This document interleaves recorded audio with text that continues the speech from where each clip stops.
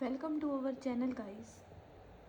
तो आपको जैसे कि पता है, मैं आपको 2 सितंबर का पेपर करवा रही हूँ, मे बी की सेकेंड शिफ्ट का ड्रिट+बी का PYQ, जिसमें हमने 24 क्वेश्चन कर लिए थे। प्लेलिस्ट बन चुकी है, आपको मतलब मिल जाएगी, ठीक है। मतलब डे 1 डे 2 अप टू ऐसे करके एंड प्रॉपर वे में एक प्लेलिस्ट बनी हुई है। एंड जो मैंने आपको एग्ज़ाम करा दिए हैं पेपर ड्रिट+बी के, मैंने प्लेलिस्ट में अलग अलग मेंशन कर दिया है, तो आप वहाँ से देख लेना। एंड तो हमने कल 24 क्वेश्चन ऑलरेडी कर लिए थे। जो रेगुलर बेसिस पे बच्चे जुड़े हुए हैं एंड देख रहे हैं उन्हें पता होगा। तो चलिए गाइस स्टार्ट करते हैं अपनी वीडियो। तो और मैं आपको ना कल सारी PDF दे दूँगी, ठीक है। टेलीग्राम ग्रुप पे डाल दूँगी जितने जितने टॉपिक मैंने अब तक करा दिया है।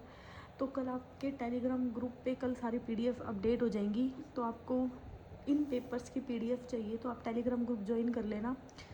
टेलीग्राम ग्रुप का लिंक आपको यूट्यूब के डिस्क्रिप्शन में मिल जाएगा। You can join the channel if you want the PDF of this notes, okay.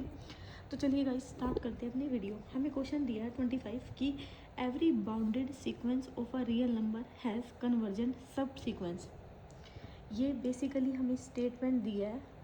देखो, ना तो ये टेलर थ्योरम होती है, ना ये मीन वैल्यू थ्योरम होती है, ना ये कंटिन्यूटी होती है। ये हमारी बेसिकली स्टेटमेंट होती है। जब भी आपको बोल्जानो-वेस्लो थ्योरम क्या बोलती है कि एवरी बाउंडेड, ये ना बोल्जानो-वेस्लो दो में चलती है हमारी।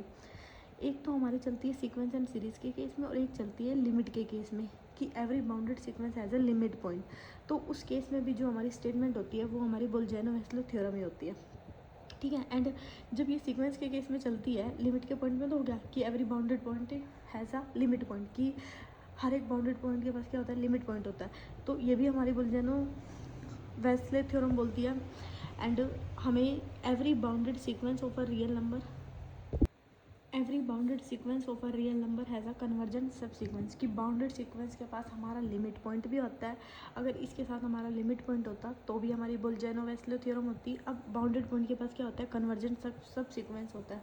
तो ये भी हमारी बोल्जानो-वेस्ले थ्योरम बोलती है। तो होप सो गाइस आपको ना ये स्टेटमेंट लर्न करनी है। सिंपली थ्योरम है, एक दो बार पढ़ोगे, ठीक है, बार बार जैसे पढ़ोगे ना एग्जाम में वैसे याद हो जाएगी कि एवरी बाउंडेड की। बस इसमें नॉर्मली ये याद ना कि जब भी बाउंडेड पॉइंट की बात आए तो उसके पास लिमिट पॉइंट भी आता है और क्या होता है, कन्वर्जेंट सब सीक्वेंस भी होता है। जब इस टाइप की कोई भी स्टेटमेंट बोलती है ना तो हमारी वो कौन सी होती है, बोल्जानो-वेस्लो थ्योरम, ठीक है। कुछ मतलब इतना हार्ड एंड फास्ट रूल नहीं है, सिंपली आपको स्टेटमेंट है लर्न करनी है। 26 क्वेश्चन दिया है हमें, क्या दिया है कि which of the following is a property of limit, कि लिमिट की कौन सी प्रॉपर्टी होती है। अब मैंने आपको ना कल पढ़ाया था अपनी लास्ट वीडियो में कि एसोसिएटिविटी, कम्यूटेटिविटी एंड क्लाउजर, ये बेसिकली हमारी किस में चलती है, ग्रुप में चलती है। तो इससे तो इसका कोई लिंक ही नहीं है। तो बच गया एक ही ऑप्शन, मोनोटोनिसिटी। मोनोटोनिसिटी का मतलब क्या होता है, ये भी हमारी बेसिकली दो टाइप की होती है। एक होता है मोनोटोनिक डिक्रीजिंग, एक होता है मोनोटोनिक इंक्रीजिंग। डिक्रीज कब करती है लिमिट, जब ये हमारे लेफ्ट की तरफ अप्रोच करती है। इंक्रीज कब करती है, जब ये हमारी राइट की तरफ क्या करती है, अप्रोच करती है। तो उस केस में हम कहते हैं जो हमारी लिमिट है ना वो कैसी है, मोनोटोनिसिटी। Got it. तो मोनोटोनिसिटी की बात आए तो बेसिकली आपके माइंड में दो चीज़ें आनी चाहिए। ये लिमिट पे, ये तो बेसिकली चलता है लिमिट पे है, इसमें इंक्रीजिंग एंड डिक्रीजिंग का केस होता है। ये थोड़ा ना स्टेटमेंट वाला था तो मैं इसलिए ज़्यादा टाइम नहीं दे रही इस पर, ठीक है। बेसिकली आपने मतलब होप सो, मुझे मतलब पूरी आशा है कि आप मेरी वीडियो पे ना कंटिन्यू बने हुए हैं, क्योंकि मैंने ये ऑलरेडी पढ़ा दिया आपको। अगर मैं यहाँ पे फिर से दोबारा से बताऊँगी ना, क्योंकि इसी पेपर में बताया है मैंने, प्लेलिस्ट में बनी हुई है स्टार्टिंग से ही, तो आपके ना क्वेश्चन भी रह जाएंगे, ठीक है। अभी हमने बहुत सारे पेपर करने हैं एंड एग्ज़ाम भी क्या पता कब आ जाए, ठीक है। तो इसलिए मैं थोड़ा सा मान के चल रही हूँ कि आपने पीछे वाली मेरी वीडियोस देखी हैं। अगर किसी ने नहीं देखी है ना तो गाइस एक बार आप ना देख के आइए, ठीक है। मैं गारंटी के साथ कह रही हूँ, जो मैंने इन दोनों में बात बताई है ना वो बात आपको उन पेपर्स में मिल जाएगी।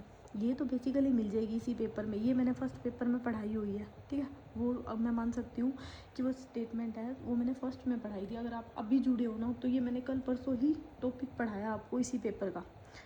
तो होप सो, ठीक है, मैं मान के चल रही हूँ। नेक्स्ट हमें दे दिया 27 कि sequence whose element become arbitrary close to each other has a sequence progress are.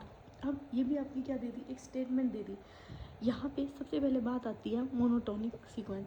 अभी मैंने आपको बताया जब भी मोनोटोनिक का बात आए तो आपके माइंड में क्या आएगा, इंक्रीजिंग एंड डिक्रीजिंग। तो इसमें ऐसा कुछ नहीं दिया, तो इसलिए ये क्या हो गया, ऑप्शन रॉन्ग। डायरेक्ट सीक्वेंस कौन सा होता है, डायरेक्ट सीक्वेंस का मतलब होता है कोई भी हमारी कॉन्स्टेंट सीक्वेंस, ठीक है, सपोज वो कुछ भी हो सकती है। तो डायरेक्ट का नाम आए तो होता है हमारा कॉन्स्टेंट, तो इसमें कॉन्स्टेंट का भी ऐसी कोई बात नहीं है। अब मोलिक्यूल, अब डी ऑप्शन देखो क्या दिया हो, मोलिक्यूल, जिसमें इसका कोई लिंक ही नहीं है। मोलिक्यूल तो फिजिक्स का उठा लिया, तो इसका तो कोई लिंक ही नहीं है। बच गया ऑप्शन नंबर सी आपका क्या, कोची सीक्वेंस। तो sequence whose element become arbitrary close to each other sequence, उस सीक्वेंस, वो सीक्वेंस जिसमें जो एलिमेंट होते हैं वो आर्बिटरी क्या होते हैं, क्लोज होता है, तो उसको क्या बोलते हैं, कोची सीक्वेंस। तो होप सो आपको ये तीनों क्वेश्चन ज़्यादा हार्ड नहीं थे, ना ही ज़्यादा कोई कंसेप्चुअल बेस थे, सिंपली था, रिजल्ट थे, थ्योरम थी, ठीक है, आपको लर्न करनी है। नेक्स्ट चले, नेक्स्ट क्वेश्चन दे दिया, और जो मतलब आता है ना थियोटिकली वे, वो मैं आपको अच्छे से बता के चलती हूँ, जिसमें मुझे भी लगता है ना कि हाँ यस ये बताने वाला है, तो मैं उसको बहुत अच्छे से इलेबोरेट करती हूँ। आपने मेरी मतलब पहले वाली वीडियोस में देख ही लिया, ठीक है। तो मतलब हमने 2 क्वेश्चन को कैसे 20 मिनट में किया था, तो अब 28 देख लेते हैं। अब जो क्वेश्चन थोड़ा थियोटिकल लिया तो भाई उसको आपको लर्न नहीं करना पड़ेगा। हमें दे दिया an alternating series will convergent if the term n convergence to dash monotonically. ये बेसिकली कह रहा है जो हमारी अल्टरनेट सीरीज़ होती है ना, वो कब कन्वर्जन करती है, अगर वो हमारी कन्वर्जन करेगी तो वो कौन से पॉइंट पे कन्वर्जन करेगी। अब यहाँ मोनोटोनिक की बात आ गई, मैं थोड़ा सा आपको बता के चलती हूँ इसमें। तो देखो मैंने रफ पेज ले लिया है। अभी इसमें क्या कौन सा कंसेप्ट आया, आपका आया अल्टरनेट सीरीज़, ठीक है, ध्यान से देखना, बिल्कुल इजी वे में बताऊंगी अल्टरनेट सीरीज़। अब अल्टरनेट का मतलब क्या होता है, बेसिकली अल्टरनेट का मतलब होता है कि पहला प्लस दूसरा माइनस, फिर प्लस फिर माइनस, फिर प्लस फिर माइनस, ये भी हो सकता है, पहला माइनस फिर प्लस फिर माइनस फिर प्लस फिर माइनस फिर प्लस। मतलब अल्टरनेट का मतलब ये होता है कि कंटिन्यू कोई चीज़ चलती रहेगी, ठीक है। तो यहाँ पे आपका आया अल्टरनेट सीरीज़। जो अल्टरनेट सीरीज़ होती है ना, इसको हम क्या बोलते हैं, लेबनेटाइज टेस्ट भी बोलते हैं। आपकी सीक्वेंस एंड सीरीज़ में है ये, तो इसको क्या बोलते हैं, लेबनेटाइज टेस्ट। ये बेसिकली हमारी क्या बोलती है, अगर मैं इस सीरीज़ को पहले बनाना चाहूँ तो इसको -1 की पावर n-1 an, इसको मैं इस टाइप से लिखूँगी, ठीक है। लेकिन जो हमारी लेबनेटाइज टेस्ट है वो क्या बोलता है, वो ये बोलता है इसमें ना 2 कंडीशन चलती हैं। क्या चलती हैं कि पहली an+1 है ना, वो less than and equal to होगा an, got it. And second condition क्या कहती है कि जब इसमें लिमिट की बात हो ना, जब n किसको अप्रोच कर रहा है, इनफाइनाइट को, जो an होता है ना वो हमारा क्या होता है, 0। ये बात चल रही है लिमिट की केस में, गोट इट। और जब ये बात हो, जब हम इस टेस्ट की बात करते हैं ना, तो ये हमारा कंपेरिजन की बात करता है, ठीक है, क्योंकि यहाँ कंपेरिजन ही तो हो रहा है an का an+1 से। जो an+1 है ना वो क्या होता है, लेस देन होता है किससे, an से, ठीक है। और जो हमारी अल्टरनेट सीरीज़ को हम डिफाइन करते हैं तो उसको करते हैं -1 की पावर n-1 इंटू में an, गोट इट।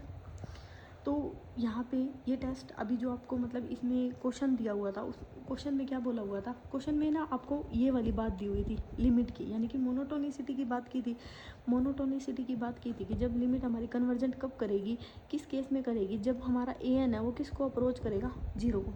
तो ये चीज़ बोल रहा था, ठीक है। अगर हमारा कंपैरिजन के केस में बोलता तो हम कहते जो an+1 है ना वो लेस देन किससे होता, an से।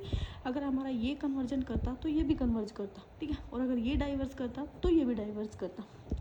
ये बात होगी आपकी कंपैरिजन की, और ये बात होगी आपकी लिमिट की। तो मैं आपको क्वेश्चन दिखाती हूँ, इजीली वे में समझ आ जाएगा। वो आपका क्वेश्चन, अब इस क्वेश्चन को पढ़ो एंड अब आपको अच्छे से समझ आ जाएगा। An alternate series will be convergent, कि हमारी जो अल्टरनेट सीरीज़ है वो क्या कर रही है, कन्वर्ज कर रही है, कब, if the term an convergence to dash monotonically. जो हमारी an है ना वो किसको कन्वर्ज करेगी, अभी हम पढ़ के आए हैं 2 कंडीशन होती है लेबनेटाइज में, क्या होती हैं, लेबनेटाइज बोल दो या फिर अल्टरनेट सीरीज़ बोल दो, दोनों का मतलब सेम होता है। इसमें 2 कंडीशन क्या आती है, मेरे साथ बोलो। कि पहला तो क्या लग रहा था, कंपैरिजन टेस्ट लग रहा था, जिसमें क्या था, जो an+1 है हमारा less than and equal to क्या था, an था। सेकंड कंडीशन हम इसमें क्या बोली गई थी, इसमें ये बोली गई थी कि जो हमारी अगर ये लिमिट की बात करें, ये limit n tending to infinity को अप्रोच करता है, तो an है ना वो कब कन्वर्जेंट होगा, वो किस पे कन्वर्ज होगा, 0 पे, ठीक है। तो देखो 1 की तो कोई बात नहीं होती, 0 यस, -1 की बात नहीं है, इनफाइनाइट की बात नहीं है। तो यहाँ पे क्या आ गया, an किसको कन्वर्ज करेगा, 0 को। तो होप सो अब आपको ये अच्छे से समझ में आ गया होगा।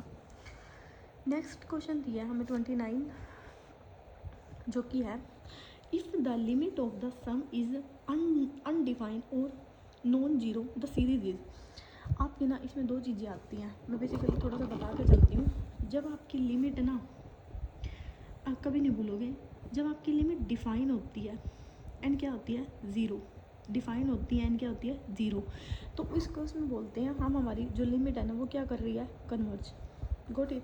और जब हमारी लिमिट क्या होती है, इसी का अपोजिट कर दो, अनडिफाइंड एंड क्या होती है, नॉन जीरो, तो हम उस केस में कहते हैं जो हमारी सीरीज़ है ना वो क्या कर रही है, डाइवर्स। तो इसने यही पूछा था कि हमारी सीरीज़ अनडिफाइन है एंड नॉन जीरो है, तो उसको क्या बोलेंगे, डाइवर्ज। क्या पता इस बार आपके एग्जाम में ये पूछ ले कि सीरीज़ हमारी डिफाइन है एंड जीरो है, तो तब उस केस में आपका आंसर क्या हो जाएगा, कन्वर्जन। तो होप्सो बस ये थोड़ा सा बेसिक ही थे लिमिट के, होप्सो आपको समझ आया। नेक्स्ट हमें दिया है कि what is the order of the differential equation, कि इस डिफरेंशियल इक्वेशन का ऑर्डर क्या है। बेसिकली ना आपके एग्ज़ाम में दो चीज़ें चलती हैं, दो चीज़ें क्या चलती हैं, पहली चलती है, एक तो होता है ऑर्डर और एक होता है डिग्री। ठीक है, ध्यान से देखना, कभी नहीं भूलोगे। सपोज कर लो मैंने डिफरेंशियल इक्वेशन मैंने यही ले ली जो आपकी दी हुई है, dy/dx माइनस में 4y is equal to x minus में 3x² + 4। ठीक है, मैंने यही लिख ली जो आपको गिवन थी। अब मैं इसमें ना आपको दो बातें बता के चल रही हूँ, एक तो बोल रही हूँ मैं ऑर्डर और एक बोल रही हूँ डिग्री। अब जब भी ना आप डिफरेंशियल इक्वेशन पढ़ते हो ना, तो आपके माइंड में सबसे पहले या फिर आपके मुंह पे